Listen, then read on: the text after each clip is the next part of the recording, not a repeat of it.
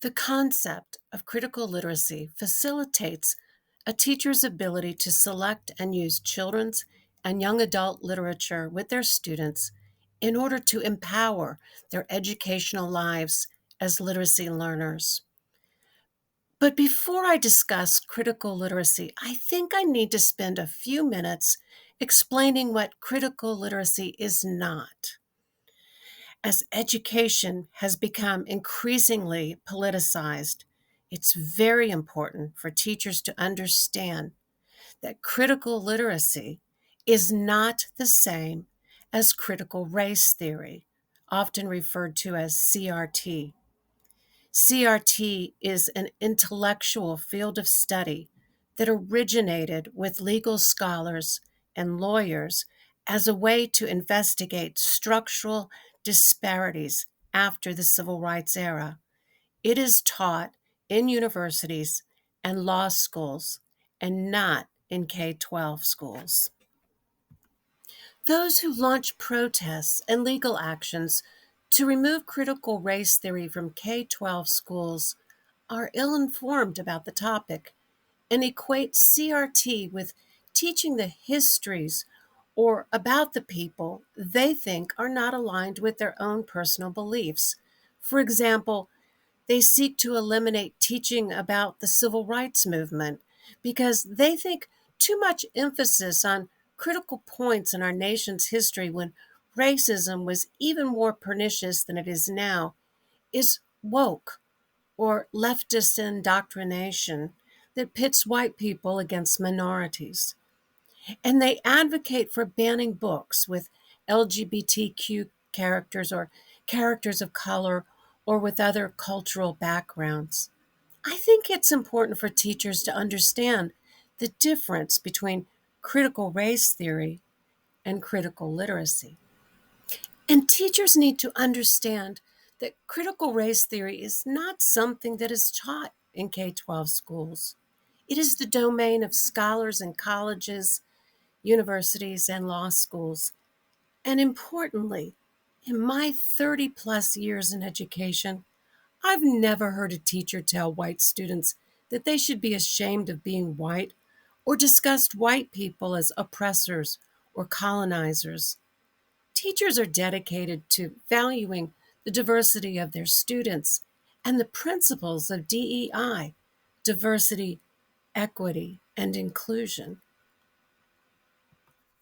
Critical literacy is derived from the critical pedagogy framework that was developed by Brazilian educator Paulo Freire, who focused on adult literacy education in his home country. He was a critic of an education system that implemented what he called a banking model in which those in power decided what young students were taught. He advocated for a problem posing curriculum in which students are participants in their education. In other words, education is not a passive process. Embedded within Freire's philosophy of education is a devotion to freedom, justice, equity, and democracy. The first tenet of Freire's framework is praxis, or practice, that includes learning, action, and reflection. In the world of teachers, this means that we learn about theory, strategies, and methodologies. We then implement the strategies or methodologies with students, and then reflect on our practice and the impact on students. I mean, this is generally routine for teachers today. The second tenet of Freire's critical pedagogy is dialogue, in which conversations and discussions are central to student learning. Again, learning is not a passive process of learning something in order to simply restate it on an exam. We already know how important dialogue is in education, as speaking and listening standards are commonly included in literacy and language arts standards because they are essential components of literacy development and learning all the various content in the educational lives of students. Freire called the third tenet of critical pedagogy, conscientization. In order to understand this concept, think about the word conscience. It is a process in which individuals become aware of their own lives and their place in the world, within their own families, communities, society, and the global planet we share with all humans.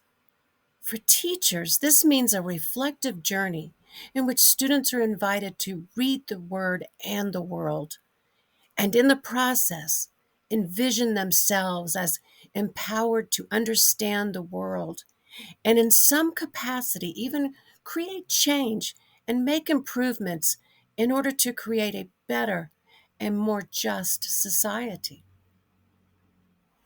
Critical literacy extends critical pedagogy with a focus on reading and literacy. Its focus is on how we share and use literature and reading acts as empowering for students. It's important to understand that critical literacy is not a method for teaching reading or a reading program implemented in a school. It doesn't take the place of teaching foundational reading skills, phonics, story elements, comprehension, and vocabulary.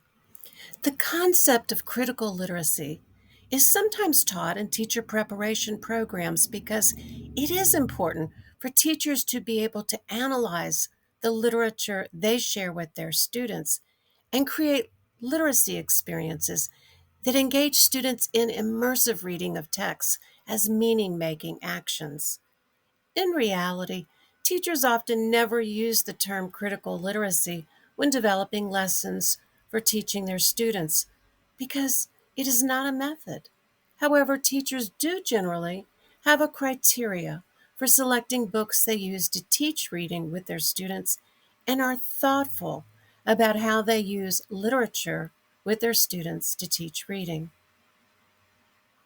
I encourage teachers, those already working with students as well as those who are in teacher preparation programs, to consider certain factors when selecting books to read aloud or ask students to read in class.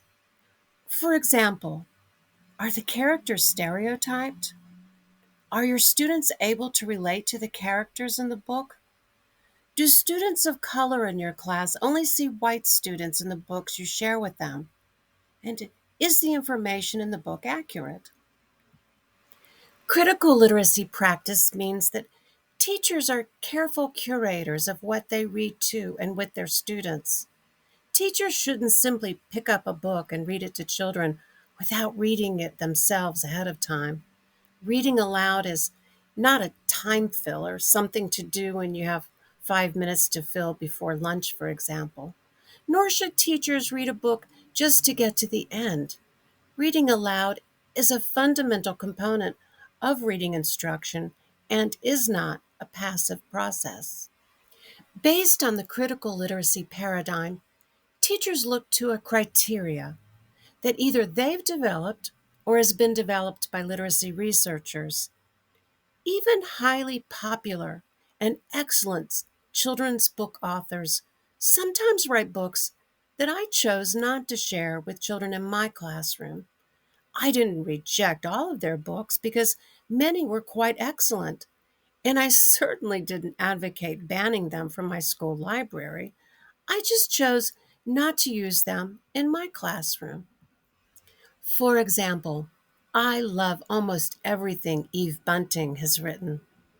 She's written many, many children's books and has won several awards.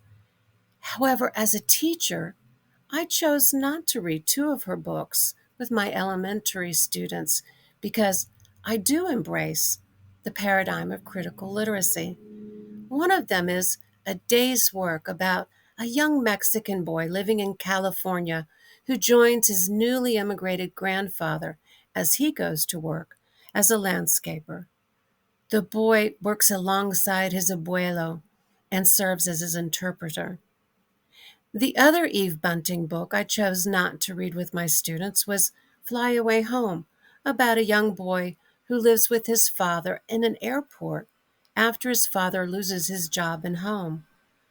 My reasoning for not using these books was not an overt criticism of the author, as much as it was, in my opinion, and others may disagree with me, that there was a subtle message embedded within the stories that good children, particularly children from poor or immigrant families, were good because they worked and they helped provide for their families.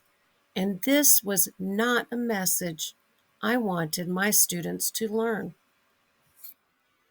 Another book I chose not to share with my students was A Chair for My Mother by Vera Williams because this book, too, in my opinion, perpetuated the stereotype that good children from low income families are good when they earn money for their family. In each of these three books, too, children were working in a sort of under the table way, paid cash by employers. If a teacher decides to read these books with students, maybe they should be older, perhaps upper elementary level students who can be invited into a discussion about societal issues like child labor and the implications of the roles of the adults who hire them. The discussion that ensues wouldn't be mere criticisms, but thinking deeply about the story and, as Freire conceptualized, dialogue and conscientization. Through talk, consider alternatives for the characters in the story. In this sense, teachers invite students to read the word and the world and then rewrite the word to create a better world. What if the adults in the story took an alternate path through small actions with regard to the children who are the main characters? In A Chair for My Mother, the woman who owns the diner where the child's mother works pays the little girl to fill salt shakers and do other small tasks. But what if the owner of the diner paid the mother a higher wage so the child didn't feel that she needed to work? I mean, the child appeared to enjoy the work and was grateful. But what if the owner of the diner felt that it was more important for the child to spend her time playing outside, doing her homework, or reading good books? Critical literacy suggests that teachers should enable students to understand perspective. For example, understanding the perspective of the various characters in the story, but also the perspective of the author. Sometimes we ask if the author has the background or life experiences to enable them to accurately or authentically write about the lives of the characters in a book. And sometimes we can lead students through an exercise in which a story is told from the perspective of a different character in the book. This is particularly important when sharing multicultural books. For example, as a middle class white woman, I don't think I have the ability to write about the life of a Mexican immigrant family. Critical literacy is a framework or paradigm that empowers both teachers and students to think more deeply about the texts they read.